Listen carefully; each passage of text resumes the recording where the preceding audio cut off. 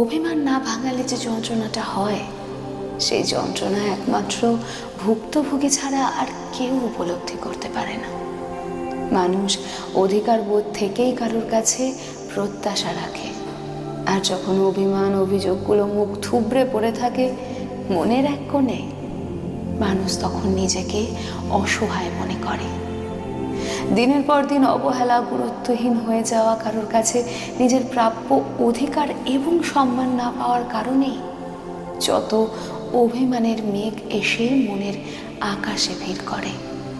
দু চোখে বৃষ্টি নামতে নামতে একটা সময় পর মেঘও কেটে যায়, তবুও মনের এক কোণে আক্ষেপ নামক জিনিসটা থেকে যায় আমৃত্যু পর্যন্ত।